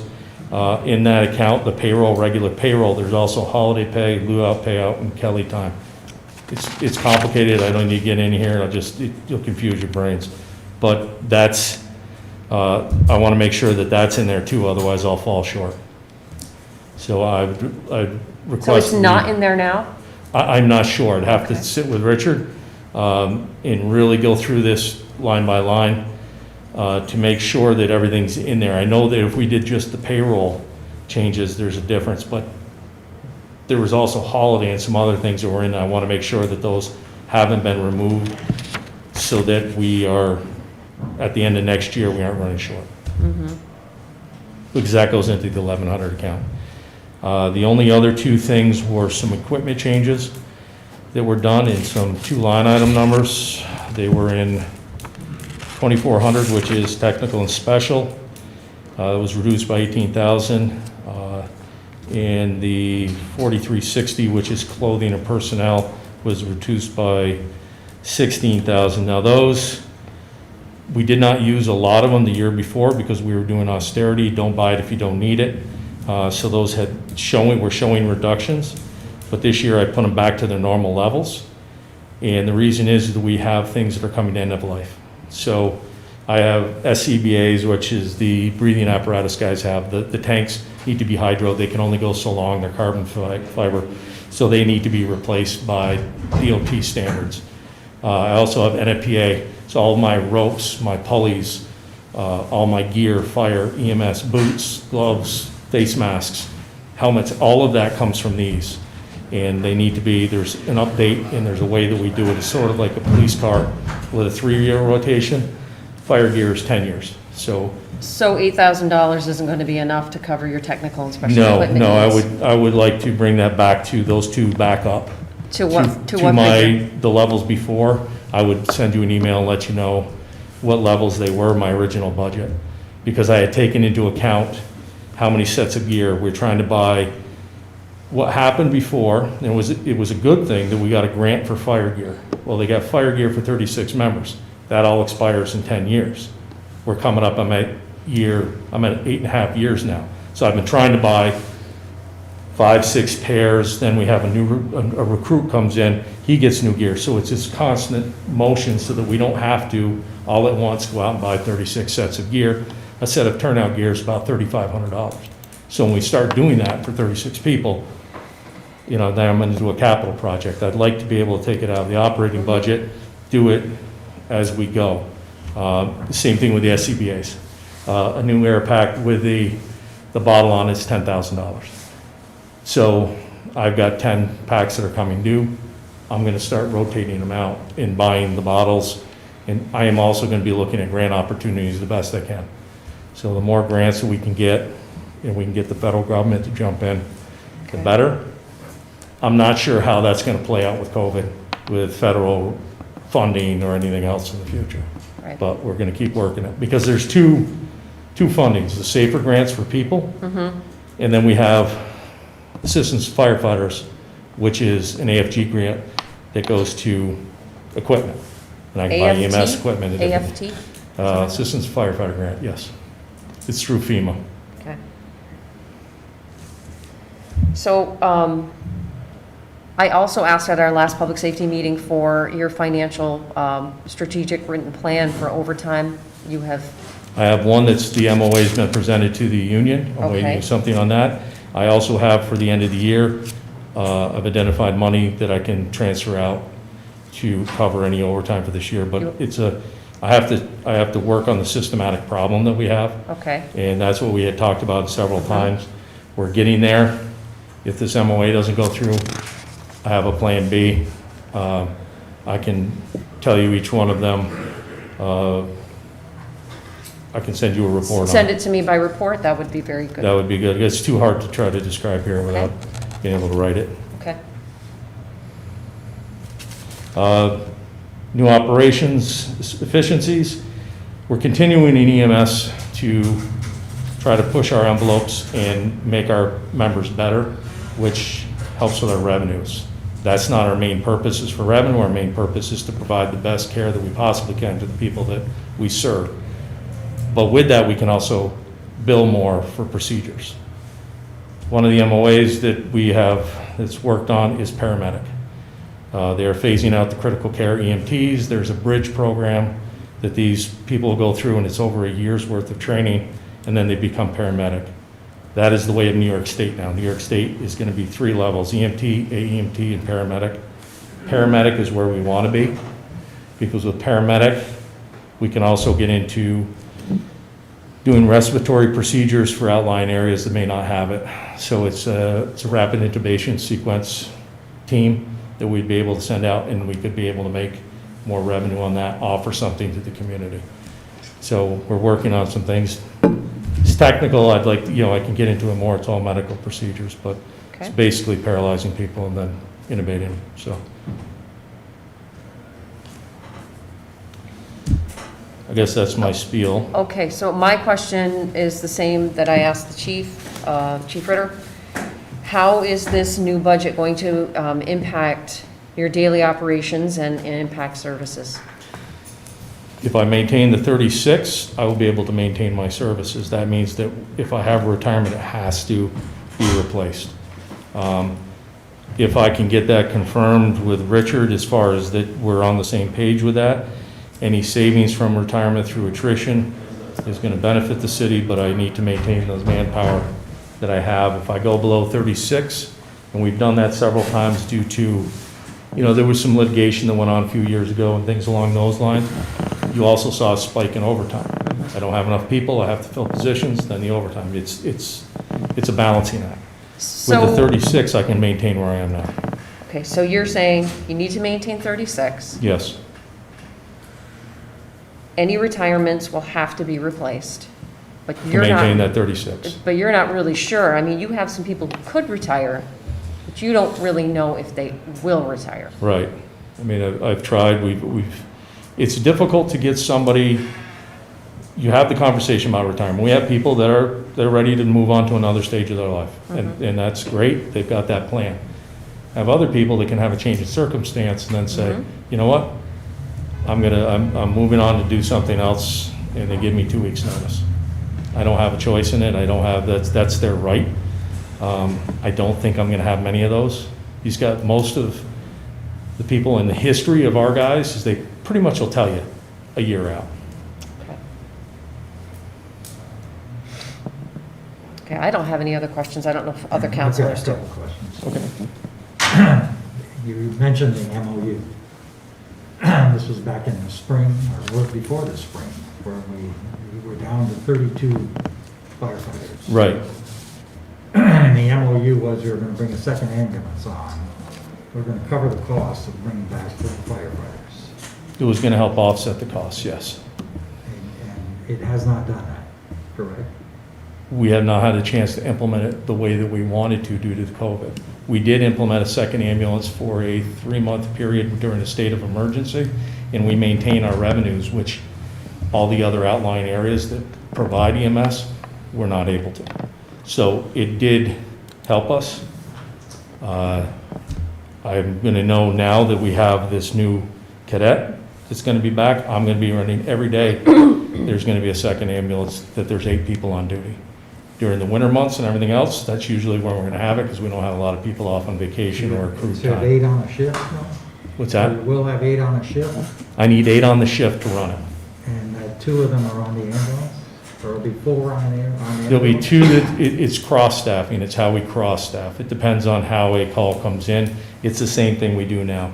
You can be assigned to the ambulance, if these 2 are assigned to the ambulance, and a fire call comes in, they're jumping on the fire truck and going. Our ambulance's service is now covered by CVPH for that window of time. If they're both standing in the station and the EMS call goes, they're on the EMS call. Now what I have left in the station goes on a fire. Aren't you with 2 ambulances? That's for what I'm running right now. Now I will take the driver of the ladder truck, will take the ambulance, drive to the call, and be met by another individual driving a pickup truck, so that I get 2 people on the ambulance. I'm basically pulling from as many places I can without having to raise my manpower. You never know what you're gonna go on. It depends what tone comes across. Well, there's still a question of the revenue. If the revenue isn't gonna be there, the deal with the union was we were gonna lay off those 4 people. That was correct? What's that? Is that correct? I didn't hear the full If the question. revenue did not cover the cost of the second ambulance, that we were gonna lay off the 4 firemen that were hired. It was that we were doing it for a trial period, and then you would not have to hire. It would be done through attrition. That's normally how it's done.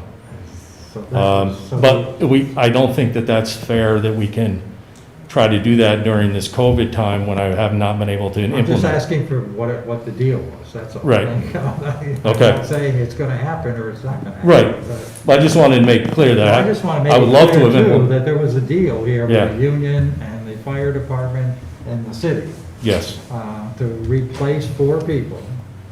Right. And there was gonna be a second ambulance, that ambulance was gonna cover that cost. absolutely. So far, it has not done that. Well, No. there were a lot of circumstances that kept that from being Yeah, it's- successful. And, I mean, Okay, I don't need. no, I just wanted to make a point for the whole public, anybody who's watching, and for the council as well. When Chief Lawless submitted that SAFER grant through FEMA, that's a lot of work. And to do anything now to jeopardize our ability to get that grant after it's already been filed would be foolish, because it would null and void the grant, because we wouldn't have the people, Right. and that would be foolish. That's it. I'm sorry, but Well, that will come to that decision at some point. Right, The it's, second thing is, I've heard, and our presentations that have been made over the last couple of weeks, not as Right. much about the fire department as it is about defending the police, but some of them about the need for 50 firefighters or up to 60 firefighters, and you're not adequately staffed to do this. And, you know, it causes me to think, well, would you want 20 more firefighters if you could get them? 20 more? No, I'll take 5. But That'd put me at 42. That would give me an assistant chief, 10-man shifts, and I'd run an ambulance every day. 2 ambulances every day and have a ladder truck in service. That's what we were at, the befores that you talked about. We used to have 44 members. Assistant chief, 2 day officers that oversaw EMS, and 4 shifts of 10 10. So has there been any discussion about reactivating Rescue 5 and bringing volunteers to the table so that you could supplement the public safety of the fire department by having a larger crew of trained firefighters? No, there has not been, and it's specific in the contract as to what can be done. Is it right? The contract is specific as to when I can utilize. Well, your And there's, contract, your and- contract provides for rescue hose Yeah, fire yeah, to it fight does. fire with your fire Right, department. right, Right? yes. There would be, Has there, if you were gonna do that, there would be a lot more discussion that would have to be done to show in cost analysis as to what you would need. I'm just looking if you can add 5, 10, 15 firefighters to the fire department through a volunteer component that then forms a combination department similar to Ithaca. I'm sure you're familiar with what they've been doing in Ithaca for years now. They're down to one volunteer that's active. But I that's- don't know where they are with that. No, I'm but just saying. that's, yes, But they've had a combination department for a number of years in Ithaca. yeah, they're going away from it. It just seems like, you know, I hear people talking about public safety, Mhm. but we don't pursue any of these things. Well, if, We stay with the same model we've had forever in the city, and we haven't looked at any other type model. And I'm just saying, I think it's something that ought to be explored. so I have looked at augmentating with volunteers. This is not a new conversation that's come up. One of the things that you have to do is that there is a workers' comp that comes into it with the volunteers. I would have to talk with Eric Day again, who I talked to before. When we did it before, there was a cost of, Richard, I don't know if you were in there, it was about $50,000 that was added that you had to pay. So it's $50,000 cost for the volunteers. Then I have all my equipment. I would need more equipment because the equipment I have now wouldn't suffice what they need. Gear, training, background checks, all that. If you're gonna do it right, there's a huge undertaking with it. It's a Now, I would say that- year-long process at least. Right. I would tell you that, why would we do that? Whereas if I get to a fire I need more manpower, I start pulling from outside departments that I don't have to pay for. We utilize, that's the mutual aid system. We've gone twice, we've helped with 2 big fires in Beekmantown. If I have a big fire, we've had one, Couch Street. I had District 3 come right to the scene. South Plattsburgh comes in, Cumberland Head covers us for any other calls. We utilize that the best we can. That's a good cost savings for us. My overtime projected for emergencies, to cover emergencies in the city and outside the city, is $50,000 for the Collins. If that's what the cost of the workman's comp is, then everything above that is above and beyond, and I have more fire trucks than I need. I have 2 aerials, and they helped our ISO rating. So I would be glad to sit down with you and go over the technical aspects of it. I just think it's, my interest is just exploring. Right. Is this going to improve public safety for the city? You know, we have a lot of city residents that are volunteer firefighters now, but they're in South Plattsburgh or in Beekmantown. There's a or few, yes. Nelsonville, or there's someplace else. Most of them have to live within a certain distance of their Yeah. district, and they've got rules and bylaws and Yeah. everything like that. And that's, what you are finding nationally is that the volunteer rate is dropping and they're scrambling. New York State's no different. They've offered One of them is colleges. They offer college education and tuition and everything else, trying to get people to come in. The bunker program, where you bring in. Well, the 2 bunker years. program, that failed in Ithaca now too. So what you're seeing is the trend for everybody is to move away from volunteer departments and go to paid, not go from paid to Well, the combination. vast Or, majority of fire departments in this country are volunteer, they're not. yeah, paid. but that's changing. Look at Long Island. Mhm. You talk about density, the volunteer That's- fire department, That's a suburb of FDNY. yeah. So- Anyway, Yeah. I don't want to debate it or anything. No, I just think it's something I'd like to see, kind of like, let's at least look at, explore that, figure out where there's opportunity, where there isn't opportunity. I think about, you have volunteer firefighters, you could have a paid-on-call system, and when you're short a firefighter, you can bring in somebody for $30 an hour to spend a shift, versus calling in a firefighter at time and a half. Now, that's a union issue, I know. So I understand those. You can't take work away from the staff that's there, but. We can, there are we a can lot have of further options. discussions. There are a lot of things that I think could be looked at in that respect, and so. Okay. That's all I'm asking. I'm not, I will sit down anytime.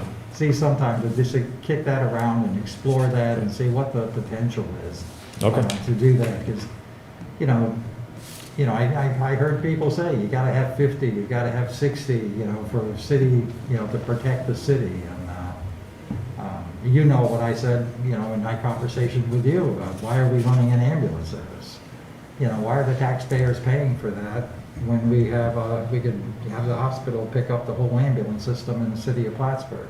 Because it's not free, even if and that's what Scott explained to us already, that even if we weren't running the ambulance service out of your fire department, our fire department, sorry, city ours. fire department. It's ours.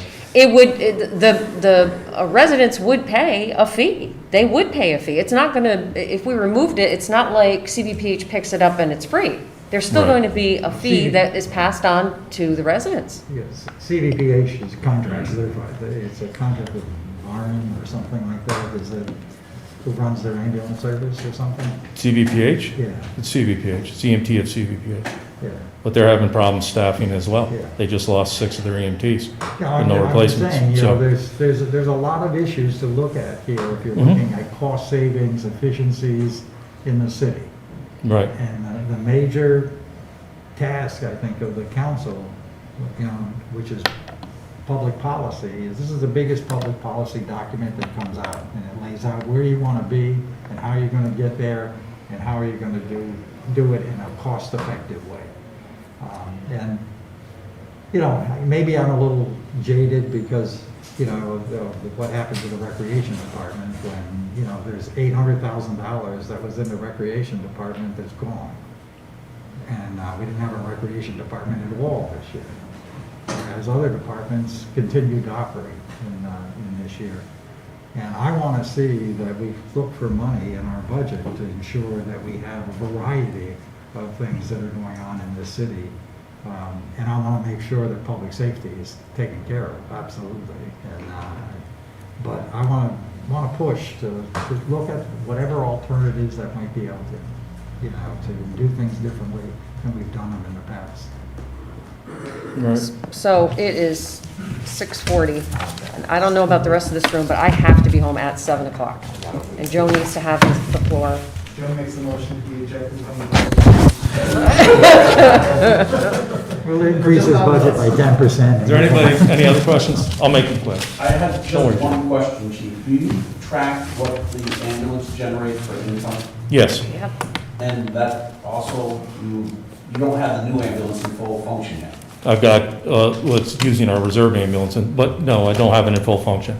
Last Would you be able to year, say whether or not it's making money or losing money for the city, basically? no, I don't have anything for the second ambulance, no. But our first line ambulance, what we run, yes, So it's making money? yes, It's not costing any money? no. And in theory, when you get the second ambulance up, it'll be doing the same thing? It should be offsetting. If I was to do it full-time, it would offset due to call volumes. And there's a demand there for it? Absolutely. All right. Thank you. Well, Elizabeth, if you'd like to, I think next week is the MLB board meeting. I don't think the budget discussions will be as long as the public safety, so if you want to have Joe at that meeting. I have some bad news for this council. I am not going to be here next week. I know I will everyone's not going to be be very here. sad over that. I'm sorry, that's a no MLD for board next president, I can't be here next week, I'm sorry. And that's fine. Just let you If you want to know. go with Joe now, or it's Eh, That's up, It's up to you. because I have Yeah. a few questions. yeah, I have to yeah, leave. well, I'm sure we all do, but I'm just letting the room know I have to leave at 7 o'clock. I know you had to be home. So. I do, I have to leave soon. So do I. Go ahead, Joe. Go ahead. And he's snappy, Joe. Okay, so I'll try and stick with the outline. Let's see, what did we do that was noteworthy? I'd like to say that we continue to provide service during the chaos of COVID. We were considered an essential service. We were still required to investigate complaints, perform inspections on essential projects, plan projects with people, conduct meetings. And we did that, and it was tough. We were through governmental shutdown and people working remote and separately, and but I'd like to think we did a pretty good job of that. How well did we do it? I think we did a pretty good job. I didn't hear many complaints. It took a while to actually get permits in people's hands, but we gave them the green light without the documentation sometimes when we could. What difference did it make? I think one of the counselors, maybe Mr. Kelly, said that, when we investigated a complaint from one of his constituents, that it created a sense of normalcy at the time, that they knew we were out there still trying to take care of these things. Identified 3 department outcomes for 2021. The new inspection registry is going to be a heavy lift. Successfully implement that. We've got a vacant buildings law we're working on also that we want to institute, and we're also trying to improve on some existing regulations, one of them being garbage. I think you've talked to one of my guys in the committee. He's working with the planner on that too. And this false alarm And the false law alarm. is going to be another component of your office as well, right? Yeah. Yeah. I you mean, know, the new inspection, the rental registry law that was passed and all of that, I mean, we haven't even really had that conversation about the dedication from your office it's going to require in order for that to be successful. I mean, there are a lot of extra responsibilities being Absolutely. heaped on your office, and on top of the fact that planning is going to be collapsing into your office. Okay, so that's number 3 on here, mayor's budget,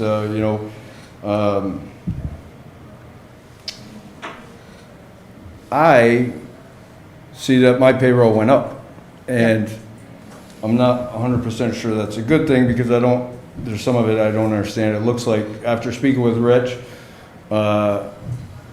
my current staff, plus an inspector, plus the planner, and the clerk from the CD office, it looks like, are now in my office. So those 2 additional people, I'm not sure if I'm supervising them, if I'm responsible for their work. I don't know exactly what they do.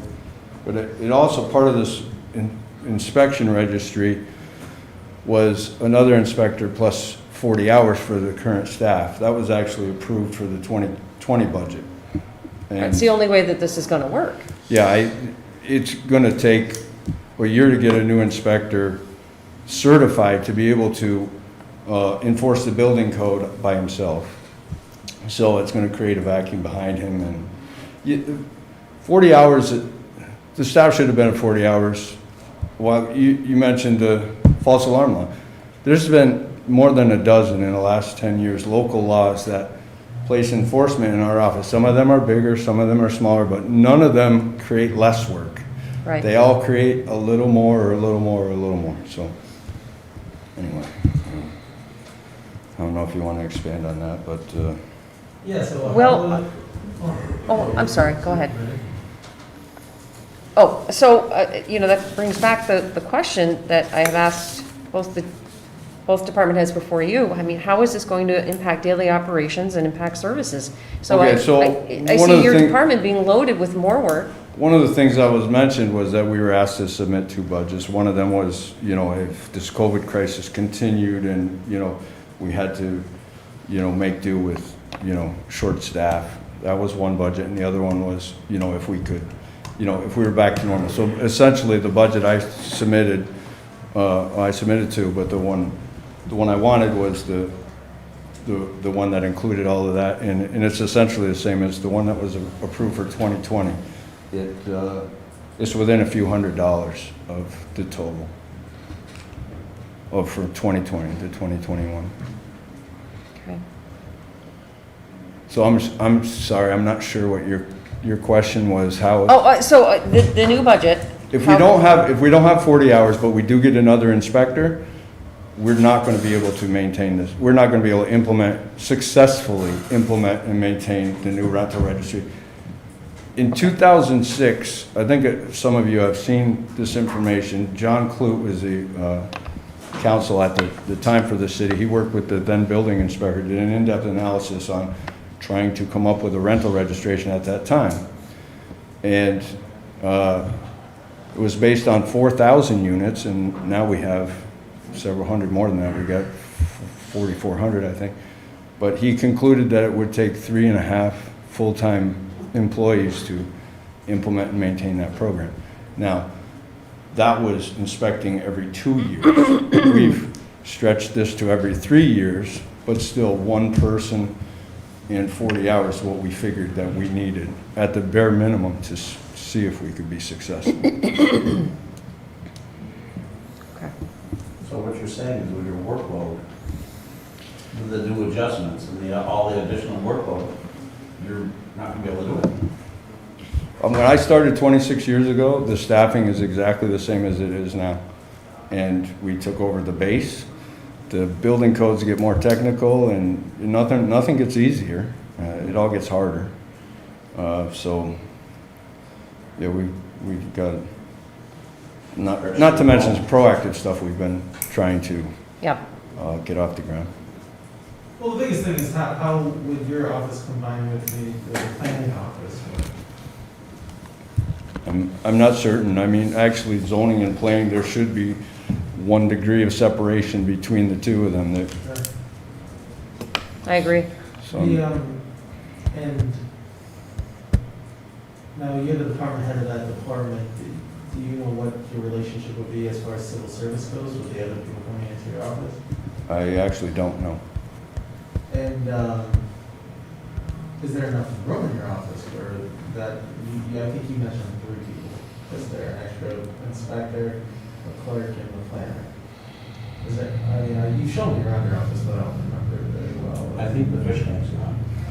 The fish tank is gone, but I'm not sure where I'd put bodies if they were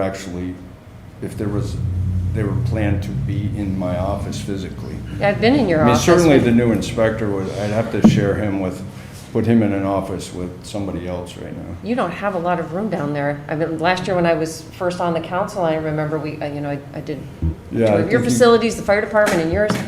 You're that packed was- in there now. Peter Ensel, I think, came down. Yep. Yeah, we have record storage in the back, and then a little conference area, and the office up front is big enough to double up with somebody. Okay. And I've heard talk lately of super clerks and like combined clerks' offices. How would that work with your office? I'm not certain, to be honest with you. I mean, I've heard that talk too, and maybe a centrally located person who can answer a lot of questions for the public and help them out. I mean, my clerk is important to me to be full-time and dedicated. She's the first person that people see when they come in the office, and Yeah, I mean, I don't know what exactly is planned for the super clerk.